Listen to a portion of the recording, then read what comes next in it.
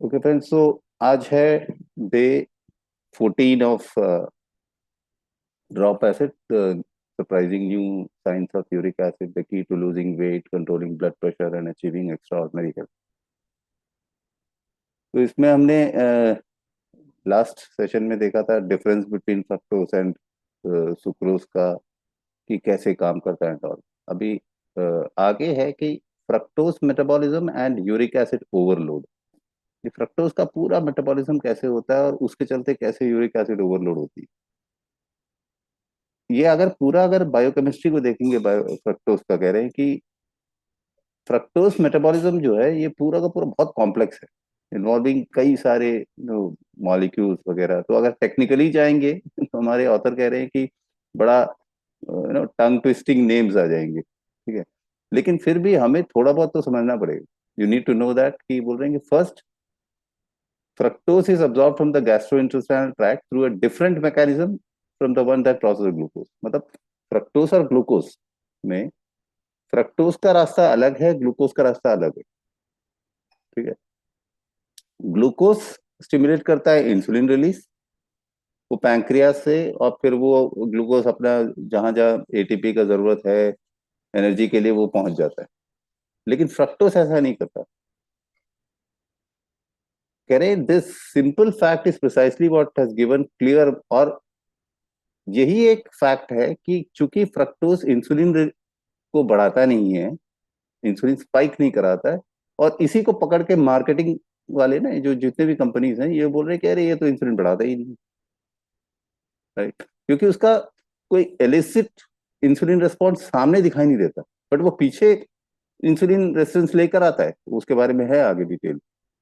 तो इसीलिए वो इसी बात पे कि वो इंसुलिन स्पाइक नहीं करता करके फ्रक्टोज को सेफ शुगर बोल देते हैं, और हम उसके चक्कर में पड़ जाते हैं।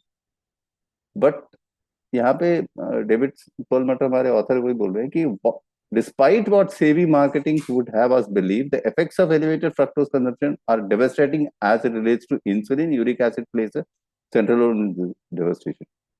मतलब भले ही कुछ भी मार्केटिंग वाले कहें, बट एक्चुअल में वो क्या है कि उसका इफेक्ट फ्रक्टोज का कंजम्पशन का ये है कि वो इंसुलिन से भी रिलेटेड है, जो इनफैक्ट यूरिक एसिड से फिर इन टर्न वो इंसुलिन से भी रिलेटेड, और बहुत बड़ा एक डिवास्टेशन लेकर आया था पूरे हमारे मेटाबॉलिज्म में। स्ट्रक्चरली अगर देखेंगे, फ्रक्टोज और ग्लूकोज ऑलमोस्ट आइडेंटिकल है। आपको याद होगा मेटाबॉलिकल में एक पूरा पिक्चर शेयर किया था, पूरा उसका जो स्ट्रक्चर बॉन्ड, मैंने उसका शेयर भी किया था। मतलब पता नहीं आप लोगों ने, किसी ने उसका स्क्रीनशॉट लेकर रखा है कि नहीं। तो वैसे दोनों सेम दिखते हैं, बस एक केमिकल बॉन्ड, एक या दो केमिकल बॉन्ड उधर इधर हुआ है, द CHO, ऐसे करके नंबर्स वगैरह सब सेम रहते।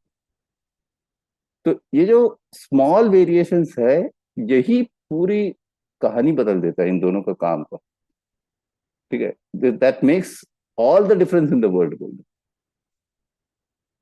ग्लूकोज जब मेटाबलाइज होता है, एक एंजाइम है कॉल्ड ग्लूकोकिनेस। ये इनिशियल स्टेप, जो इनिशियल स्टेप होता है प्रोसेस में, उसमें क्या होता है कि वो जो बॉडी का जो मोस्ट क्रिटिकल एनर्जी मॉलिक्यूल है, एटीपी, एटीपी को वो टाइटली मेंटेन करता है। ग्लूकोज मेटाबॉलिज्म में ग्लूकोकिनेस एंजाइम इन्वॉल्व होता है, और एटीपी बेसिकली जनरेट होता है, एटीपी पहुंचता है माइटोकॉन्ड्रिया में, वो पहुंच के एटीपी जनरेशन में हेल्प करता है, वो मेंटेन होता है सेल के अंदर में। लेकिन फ्रक्टोज के साथ ऐसा नहीं है, that's not the case with fructose. जब फ्रक्टोज कंज्यूम करते हैं, वो सीधे ब्लड स्ट्रीम में पहुंच जाता है, फिर वहां से फिर वो लिवर में पहुंचता है, राइट। लिवर में मेटाबलाइज होता है, और लिवर सेल के अंदर में एक एंजाइम है फ्रक्टोकिनेस, ये अपना काम शुरू करता है। अब फ्रक्टोकिनेस को काम करने के लिए उसको एनर्जी को निकालना पड़ता है एटीपी से, ठीक है। मतलब वो एटीपी कंज्यूम कर देता है, एडेनोसाइन ट्राइफॉस्फेट जो माइटोकॉन्ड्रिया में रहता है वो कंज्यूम करता है। कहाँ ग्लूकोज उसको मेंटेन करता है, फ्रक्टोज उसको कंज्यूम करने लगता है। समझ गए ना डिफरेंस? तो ये दोनों साथ साथ दिखते हैं, एक ही तरह दिखते हैं, लेकिन वो एक बॉन्ड के चक्कर में सब कहानी हो जाती है। अब ये जो क्रूशियल फैक्ट यही है, जो लास्ट लाइन है, कि कंजम्पशन ऑफ एटीपी, वो कंज्यूम करने लगता है, क्योंकि वो जो क्या कहते हैं, लिवर में फ्रक्टोज का मेटाबोलाइज होने के लिए उनको एटीपी की जरूरत है। तो fructose metabolism depletes energy sources, जबकि glucose metabolism maintains energy resources, और ये वाला डिप्लीट करता है, ये कम करता है। तो rather than helping generate precious energy energy it steals energy. कायदे से अगर दोनों सेम है, दोनों भाई भाई हैं, तो एक को चाहिए, मतलब चाहिए कि वो भी एनर्जी को बचाए, ठीक है, या मेंटेन करे, लेकिन ये यहाँ से चोरी करने लगता है, स्टील करने लगता है। And it consumes ATP in an unregulated way. ऐसा भी नहीं कि कोई कंट्रोल वगैरह है, एकदम टोटली अनरेगुलेटेड तरीके से करता है, या ऐसी जैसे कि कोई है ही नहीं उसके कंट्रोल पे, बस दबा तब खत्म कर देता है। एक सेल, कहते हैं कि if a cell sees a lot of fructose, बहुत ज्यादा जब फ्रक्टोज आ जाता है, मतलब एटीपी लेवल्स जो है ऑलमोस्ट 40 to 50% कम हो सकता है। Meanwhile, the downstream effect of fructose's highway robbery of ATP is not only mitochondrial dysfunction but also a rapid release of rapid rise in the level of uric acid in the bloodstream. ये तो है ही कि वो ATP चुरा रहा है, highway robbery type में, जैसे कि वो डाका डाल के वो एटीपी को चुरा रहा है, उससे माइटोकॉन्ड्रिया डिस्फंक्शन हो रहा है, साथ ही साथ में यूरिक एसिड लेवल भी इंक्रीज हो जाता है, right? तो ये देखिए कैसे fructose's drain on energy in the cells proves mayday signals. मतलब क्या है कि ना, जैसे ही वो फ्रक्टोस एनर्जी को कंज्यूम करने लगता है ना माइटोकॉन्ड्रिया से पूरा, तो एक मेडे सिग्नल जाता है। मेडे पता है ना, यहाँ सब ऑलमोस्ट फौजी, हम चार लोग हैं, वो पता है मेडे सिग्नल्स क्या होता है, कि मतलब ना बचाओ बचाओ वाला हिसाब है। तो वो चिल्लाने लगता है कि we are running out of energy, बोला यार एनर्जी खत्म हो रही है यहाँ एटीपी में। तो उससे क्या होगा, immediately body energy preservation mode में चला जाएगा। एनर्जी कंज्यूम हो रहा है धमाधम, तो मेटाबॉलिज्म को स्लो कर देगा, रेस्टिंग एनर्जी एक्सपेंडिचर जो बर्न फैट को बर्न करता है उसको कम कर देगा, ठीक है, आपका जो आरएमआर है वो कम हो जाएगा, और जो भी इनकमिंग कैलोरीज है उस सबको वो फैट स्टोरेज में डाल देगा, स्टोरेज में डाल देगा। जो भी चीज आएगा फिर, क्योंकि वो अब वो सिग्नल ऐसे आया ना कि यार अब एनर्जी खत्म हो रही है करके। और अगर इसको क्लोजली अगर देखेंगे तो बोल रहे हैं कि यहाँ पे I'll add that as fructose cycles through various steps in the metabolism, ATP gets converted into the to the molecule I mentioned। तो साथ ही साथ में क्या हो जाता है ना, ये जो एटीपी है जिसको वो कंज्यूम कर रहा है, वो कन्वर्ट हो जाता है टू एएमपी। ये पहले जो बताया एएमपीडी2, याद है ना आपको, एडेनोसाइन मोनोफॉस्फेट डाइकिनेज करके, तो उसमें कन्वर्ट हो जाता है। अल्टीमेटली एएमपी जब बनता है तो यूरिक एसिड का प्रोडक्शन बन जाता है, एंड प्रोडक्ट, ठीक है, और पूरा वो चेन ऑफ इवेंट्स ऐसे चलने लग जाता है। वो एक सेल्फ परपेचुएटिंग साइकिल है, ठीक है, जो basically it's called a feedback potential, ठीक है, मतलब ना वो एक तरफ से दूसरा होता है, तो फीडबैक मिलता है तो फिर से वही होने लग जाता है, क्योंकि हाई यूरिक एसिड लेवल फ्रक्टोकिनोस को बढ़ा के रखता है, ठीक है, वो उसको ऐसे पुश करता रहता है और उसको एक्टिवेटेड स्टेट में रखता है हमेशा फ्रक्टोकिनोस,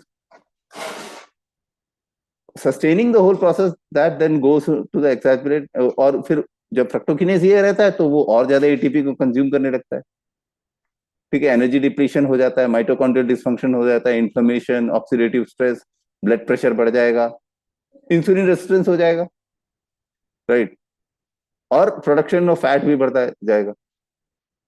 all things that would serve you well, ये सब अच्छा होता अगर हम हमारे पूर्वजों की तरह रह रहे होते, राइट, क्योंकि उस वक्त तो storage of fat is was required.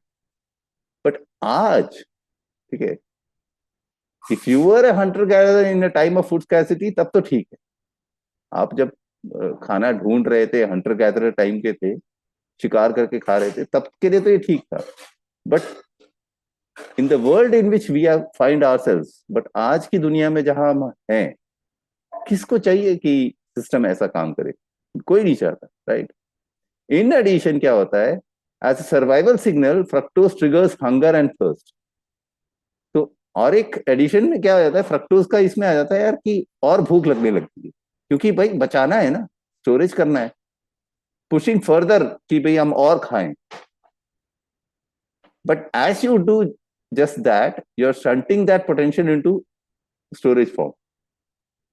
और ज्यादा खाते हैं तो फिर क्या हो जाता है, फिर वही एनर्जी फिर वही फैट में स्टोर होने लगता है, फिर ओबिसिटी आने लगती है। यूजुअली बोलते हैं जब कोई चीज ऐसा हद पार कर जाती है ना, तो हमारे अंदर में कुछ फिजियोलॉजिकल मैकेनिज्म्स हैं, ठीक है भाई, कि भाई बहुत ज्यादा फैट स्टोरेज ऐसा कुछ हो रहा है या एनीथिंग फॉर दैट मैटर, जब एक्सट्रीम हो जाता है तो हमारे अंदर कुछ फिजियोलॉजिकल मैकेनिज्म्स है, कुछ बायोलॉजिकल रिएक्शंस ऐसे हैं कि वो हमें मतलब वो मरने नहीं देगा वाला हिसाब करता है, ठीक है। तो वो जब सिस्टम ओवरड्राइव में चला जाता है तो उसको बंद करने का सिस्टम होता है, लेकिन उसको एक नेगेटिव फीडबैक सिस्टम कहते हैं उसको।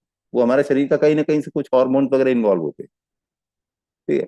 तो एंड प्रोडक्ट क्या होता है कि रीच मतलब एक टिपिंग पॉइंट में पहुंच गया, ये हद अगर पार होने लग गया तो वो उस प्रोसेस को ही बंद करवा देता है। लेकिन फ्रक्टोज के केस में ऐसा नहीं। Fructokinase has no negative feedback system. Fructokinase का जब प्रोसेस शुरू हो जाता है ना, फ्रक्टोज आके जब फ्रक्टोकिनेस का ये जो होता है, इसका कोई नेगेटिव फीडबैक सिस्टम है ही नहीं। वो पुश करता रहता है और यूरिक एसिड बनाया जाता है। As a result continued fructose metabolism further depletes energy, और फ्रक्टोज का फिर वही मेटाबॉलिज्म होता रहेगा। फ्रक्टोज का मेटाबॉलिज्म, आपको भूख और लगेगी और फ्रक्टोज खाएंगे और यूरिक एसिड बनता रहेगा, और ये एक हार्मफुल लेवल में पहुंच जाएगा इन द सेलुलर लेवल, मतलब एकदम सेलुलर लेवल पे ही बहुत हाई लेवल पे पहुंच जाएगा। और ये जो आउट ऑफ कंट्रोल सिस्टम है, ये शायद हमारे एंसेस्टर्स के लिए ठीक था, हमारे पूर्वजों के लिए ठीक था, क्योंकि उस वक्त खाने का दिक्कत था।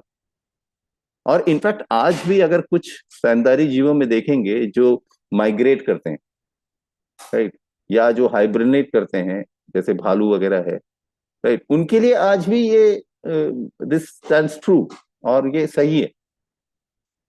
But it's the ultimate paradox, ये are innate survival system are killing us. लेकिन अगर इसका एक पैराडॉक्स को आप देखेंगे तो ये है ना कि ये एक्चुअल में ये सपोजिटली एक सर्वाइवल मैकेनिज्म था हमारे शरीर का, बट ये आज हमें मार रही है।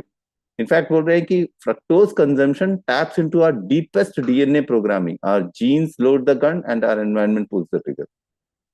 ये बड़ा अच्छा बात बताया। फ्रक्टोज कंजम्पशन क्या होता है, फ्रक्टोज का कंजम्पशन से पूरा डीएनए प्रोग्रामिंग ही हो जाता है, ठीक है।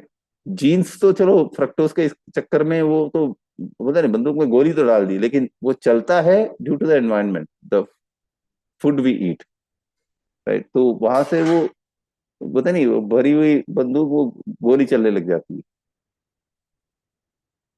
लिवर के अंदर में बहुत कुछ होता है जब फ्रक्टोज पहुंचता है मेटाबॉलिज्म के लिए, राइट। एक तो एनर्जी वो डिप्लीशन शुरू हो जाता है, साथ ही साथ में लिवर में एक प्रोसेस स्टार्ट हो जाता है called lipogenesis, lipogenesis, a process that produces liver fat, right? Fructose metabolism in the liver leads directly to fat production. Directly to fat production में लाइपोजेनेसिस से क्या हो जाता है, वो ट्राइग्लिसराइड का फॉर्मेशन स्टार्ट हो जाता है, most common type of fat. When found at high levels in the blood, triglyceride और ट्राइग्लिसराइड अगर बढ़ा हुआ है तो मतलब क्या है, आपको कुछ भी कार्डियोवास्कुलर इवेंट्स हो सकता है, हार्ट अटैक हो सकता है, कोरोनरी आर्टरी डिसीज हो सकती है, यू नेम इट। एलिवेटेड जो ट्राइग्लिसराइड लेवल्स है, ये इसको हमेशा से बोला गया है कि triglyceride levels have been long tagged as a hallmark of consuming too many carbs. जहाँ ट्राइग्लिसराइड लेवल्स बहुत ज्यादा पाया गया ना, तो उसमें उसका जिम्मेदारी क्यों है, क्योंकि क्यों हुआ है, बिकॉज आप बहुत ज्यादा कार्ब्स खा रहे हो।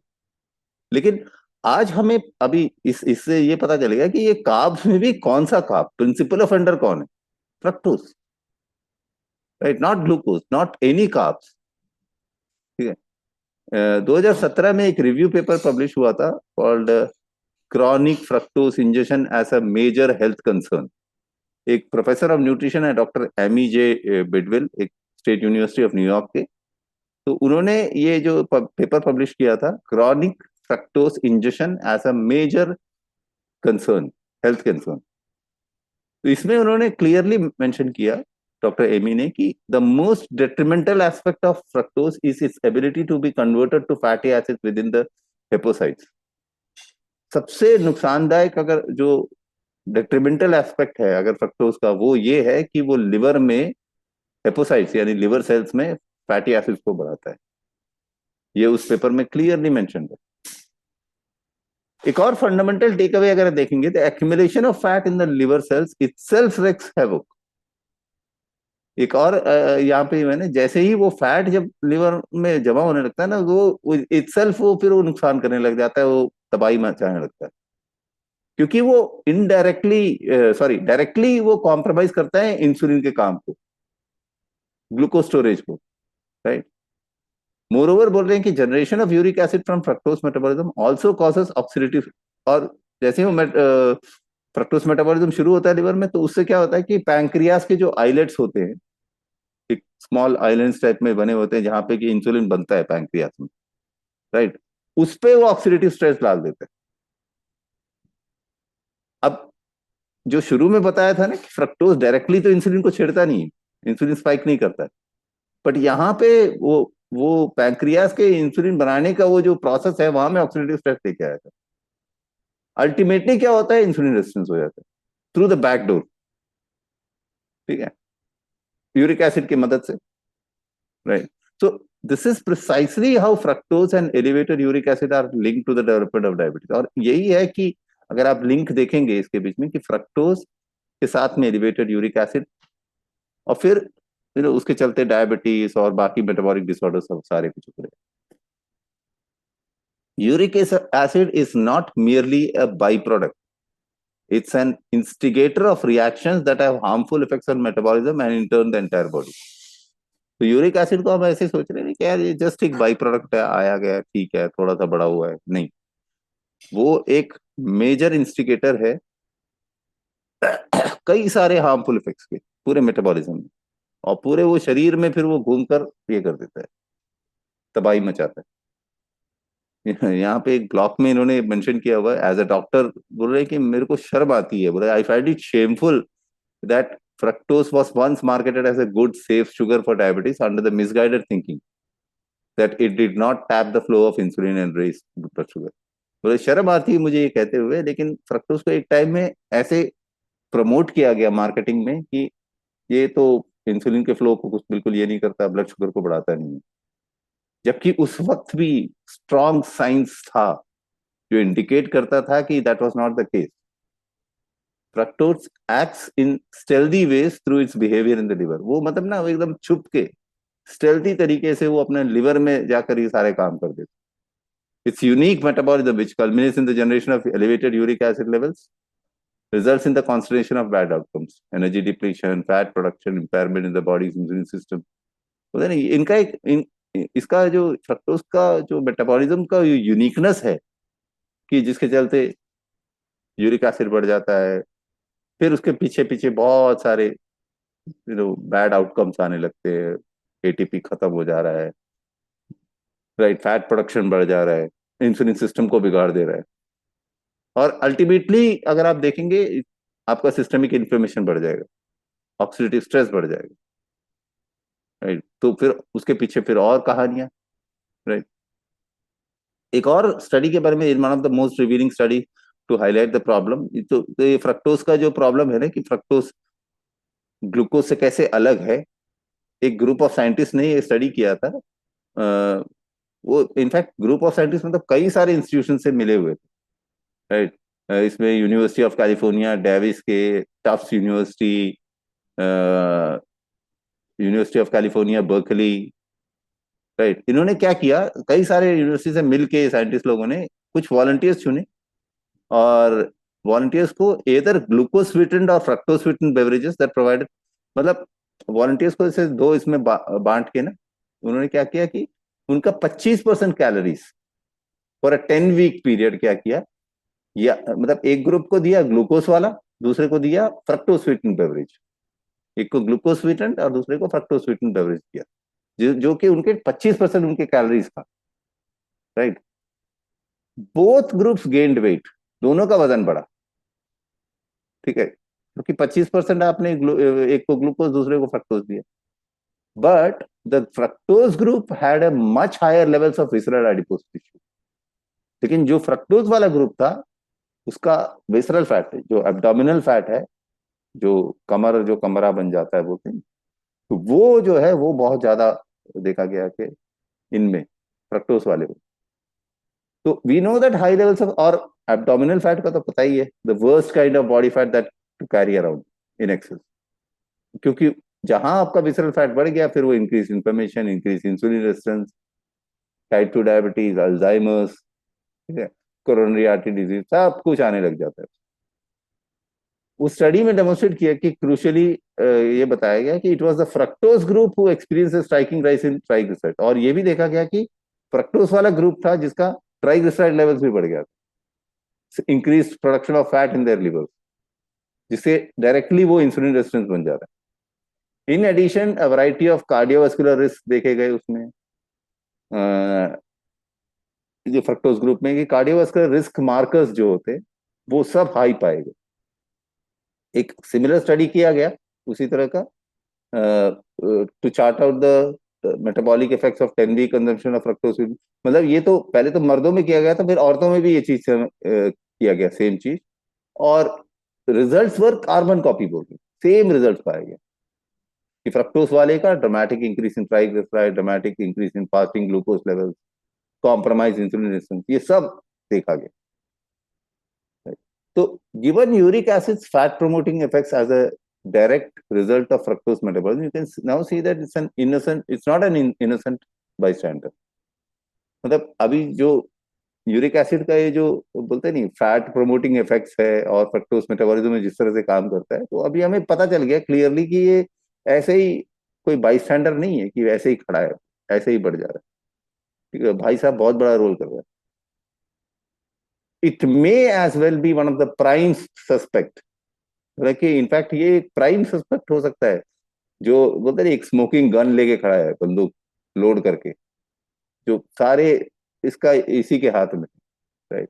Adding insult to injury, the breakdown of fructose in the liver generates more than electric as a necessary building block for adding insult to injury. क्या होता है कि the breakdown of fructose in the liver generates more than elevated uric acid and the necessary building block for synthesis of triglycerides. It also generates structural materials for, तो इसके साथ साथ में क्या होता है ना कि फिर वो ग्लूकोज प्रोडक्शन में भी वो स्ट्रक्चरल मटेरियल्स दे देता है।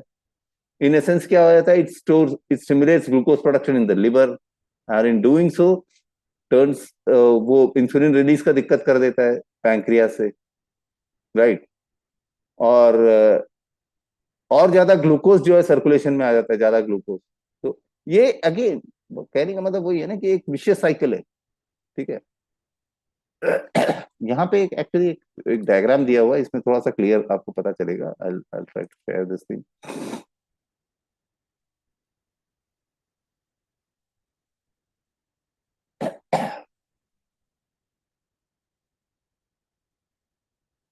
हाँ जी,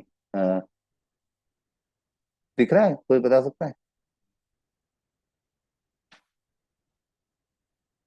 तिवारी, तिवारी जी, प्रमोद सर। हाँ, ओके, प्रमोद सर।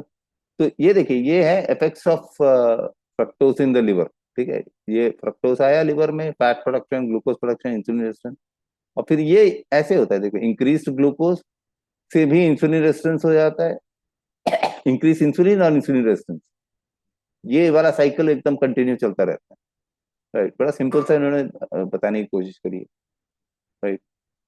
तो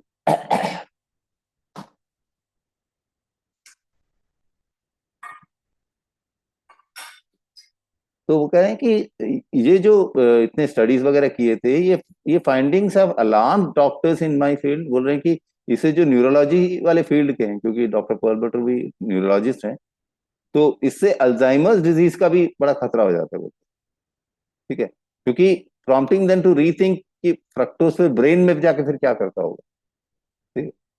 they call fructose a potential time bomb.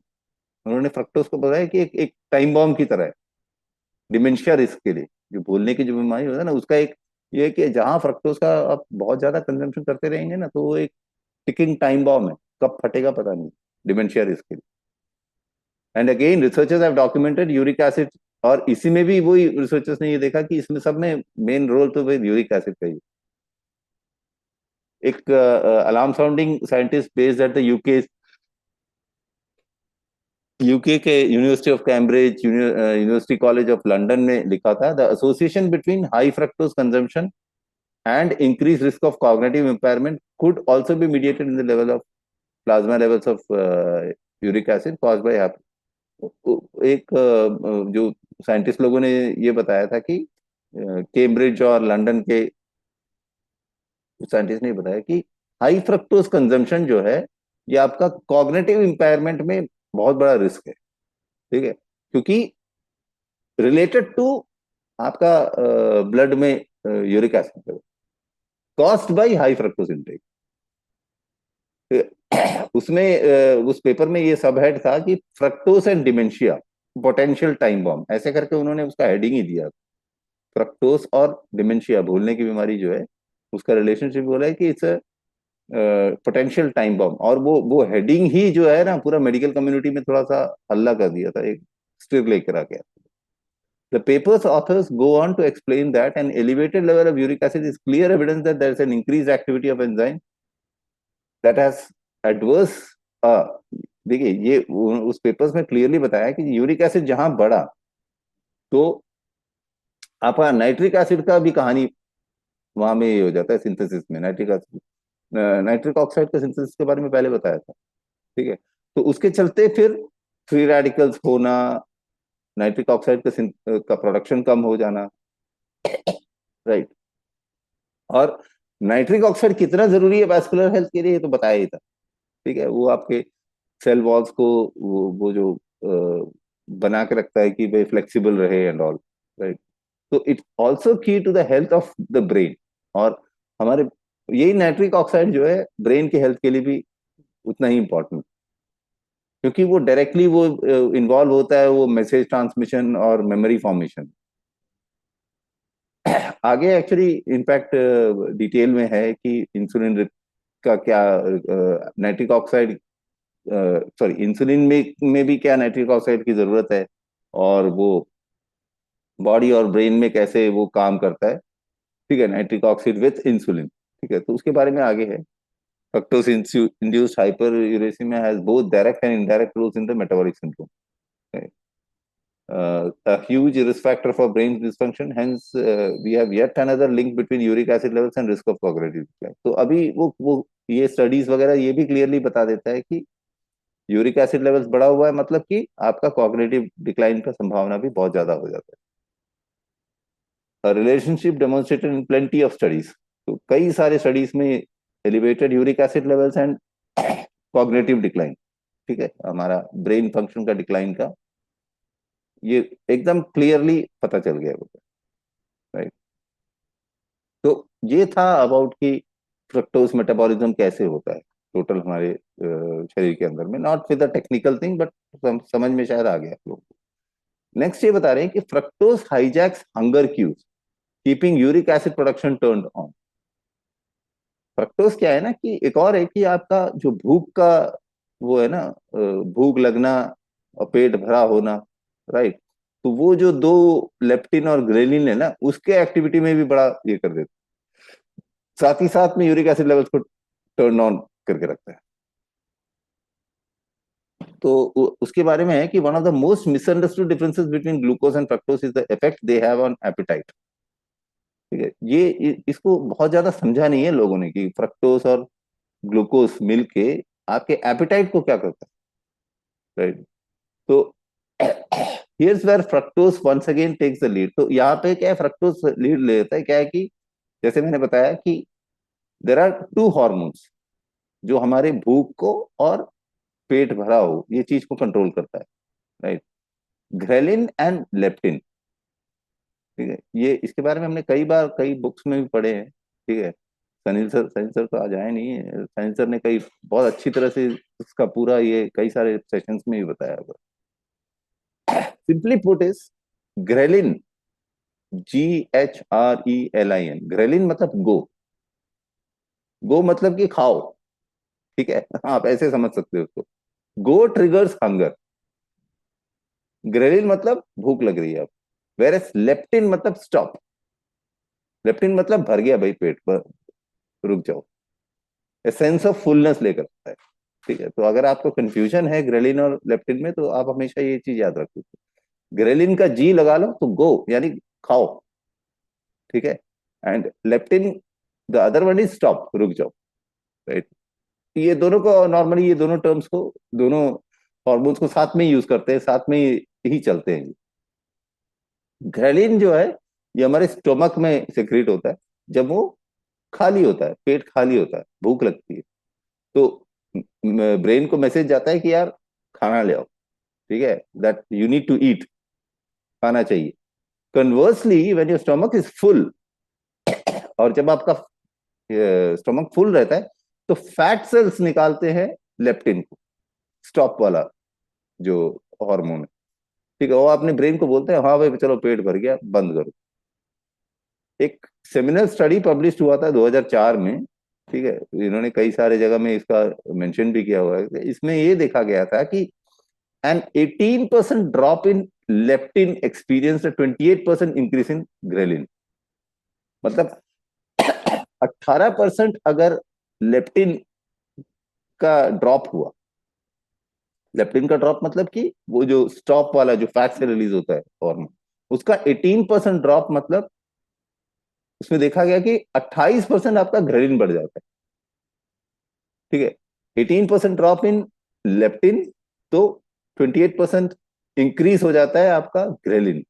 Ghrelin बढ़ गया मतलब और खाएंगे आप, राइट। और इसको अगर वैसे ओवरऑल अगर आप ट्रांसलेट करेंगे, ये तो दो हार्मोन की बात, ओवरऑल आपका एपिटाइट करीब करीब 24% बढ़ जाएगा। 24% इज ऑलमोस्ट लाइक 1/4, ठीक है। मतलब कहाँ आप 4 रोटी खा रहे थे तो अब आप 5 खाने लगोगे, अगर ये चीज हुआ तो, ठीक है। सीधा सीधा 24%, 25% ऑड, राइट। सो इससे क्या होगा कि और ज्यादा फिर आप driving them towards calorie dense high carbohydrate food, specially आप salty sweet snacks starchy food ये खाने लगोगे, क्योंकि भाई भूख को दबाना है ना, तो वो फिर आप खाएंगे। The study led by researchers at the University of Chicago was among the first to show the power of sleep. अब यहाँ पर नींद का बहुत बड़ा रोल प्ले हो जाता है, ठीक है। यूनिवर्सिटी ऑफ शिकागो के कुछ रिसर्चर्स ने बताया कि क्योंकि क्या है कि पावर ऑफ स्लीप, नींद में ये एपेटाइट हॉर्मोन्स जो होते हैं ग्रेलिन और ये एकदम सेट रहते हैं एक्चुअली, बिकॉज कह रहे हैं कि the striking changes in leptin and ghrelin बस simply the result of sleep deprivation. और ये जो बदलाव आता है, ठीक है, अभी आप पूछो, वैसे पूछोगे ना कि ये जो 18% जो, और 28%, 18% ड्रॉप इन लेप्टिन, 28% इंक्रीज इन, ये कैसे होता है, तो ये नींद जब आपकी क्लियर नहीं होती ना, तभी ये होता है, स्लीप डिप्रिवेशन से होता है, ठीक है। तो उन्होंने, वो रिसर्चर्स ने ये देखा था कि participants slept 4 hours a night for 2 consecutive nights। मतलब कुछ पार्टिसिपेंट्स को उन्होंने लिया था रिसर्च में, वो 4 घंटे सोए थे, दो दो रात कंटिन्यूअसली 4 4 घंटे ही सोए थे। और उसमें ये देखा गया कि उनका ये चेंजेस देखा गया था, 14%, 28% जो ग्रेन में, और ओवरऑल फिर 24% उनका एपेटाइट में चेंजेस जो देखा गया था। तो ये नींद के बारे में इनफैक्ट आगे है डिटेल में कि नींद का क्या रोल है करके ऑल दिस डाइट में। तो दिस इज द रीजन बोलते हैं कि भाई sufficient sleep is an important component of our program. तो ये जो लव डाइट जो पार्ट 2 में आएगा ना, तो उसमें नींद का बहुत बड़ा रोल है, तो वो पूरा वहाँ एक्सप्लेनेशन हो जाएगा, right. Now clearly you want these two hormones to be balanced, कायदे से हम चाहते हैं कि ये दोनों पक्का बैलेंस में रहे, ठीक है, ताकि आपका बॉडी का जो ट्रू एनर्जी नीड्स है उसको ना आप कम खाए ना आप ओवर ईट करें, ठीक है, वो बैलेंस मेंटेन है। अब यहां पर फ्रक्टोज का रोल देखिए। Unlike glucose which these hormones respond to, देखिए ग्लूकोज जब आता है ना, तभी ये हॉर्मोन्स प्रॉपरली रिस्पॉन्ड करते हैं, क्योंकि फ्रक्टोज क्या करता है, वो लेप्टिन को कम कर देता है, ठीक है, and blunts the suppression of ghrelin. ठीक है, तो और ग्रेलिन जो गो वाला है ना, उसका वो एक्टिविटी को ये कर देता है, तो और आप खाते ही रहोगे फ्रक्टोज, फ्रक्टोज जैसी आयत। इन अदर वर्ड्स अगर आप देखेंगे, fructose prevents you from reaching a feeling of fullness as you consume milk. तो फ्रक्टोज जहां आपने खाया ना, तो क्या है, वो जो फीलिंग ऑफ फुलनेस आता है ना, वो नहीं आता आपको। ठीक है, मतलब वो लेप्टिन को एकदम ही रिड्यूस कर देता है, तो आप और ज्यादा खाने लगते हो। द रिजल्ट, आपको भूख और लगती है, ग्रेटर एपेटाइट, मोर ईटिंग। और ज्यादा खाएंगे तो और क्या होगा कि लेप्टिन तो रिलीज हो रहा है, लेकिन इतना ज्यादा रिलीज हो जाए कि लेप्टिन रेजिस्टेंस हो जाता है। ठीक है, तो you have deceived your body into thinking that it is in the starvation path. आप अपने शरीर को ना ये वो डिसीव कर देते हो, आप ये समझाने लगते हो कि यार अब अभी वो भुखमरी वाले पाथवे में हो गए। राइट। तो इसके बारे में बहुत कुछ है आगे में, इन्होंने कई जगह लिखा हुआ है बोल रहे हैं, but for the readers unfamiliar with leptin resistance, here is a quick low down कि leptin and insulin have a lot in common, though they tend to antagonise each other. इन दोनों में बहुत कुछ कॉमन है। ठीक है, बट देन दोनों अलग अलग काम है, लेकिन कॉमन बहुत है। Both are pro inflammatory molecules. Leptin is an inflammatory cytokine in addition to playing a big, वो इन्फ्लेमेटरी प्रोसेस में भी बहुत बड़ा रोल प्ले करता है leptin. It controls creation of other inflammatory molecules in the fat tissue throughout your body. ठीक है, it helps explain why कुछ overweight, you know, why overweight and obese people are susceptible to inflammatory problems. ये सब leptin सारा कुछ बताता है, including those that substantially increase the risk of chronic degenerative disease in every part of the body है।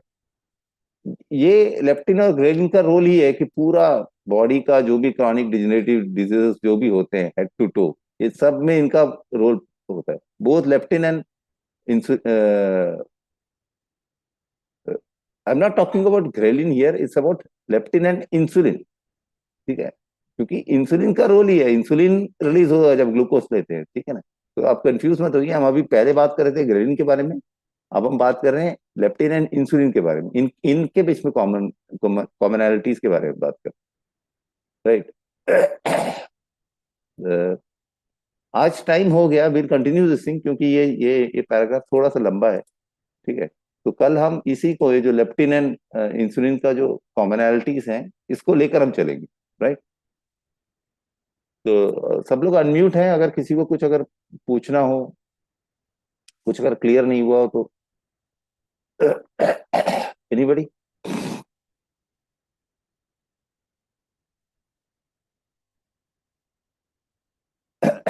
All good. जो बंदे ज्यादा खाते रहते हैं हाँ हाँ।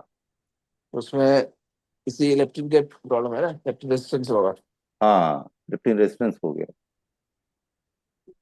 लेप्टिन रिलीज तो हो रहा है, लेकिन वो बहुत ज्यादा हो जा रहा है, तो लेप्टिन रेसिस्टेंट हो जा रहे हैं।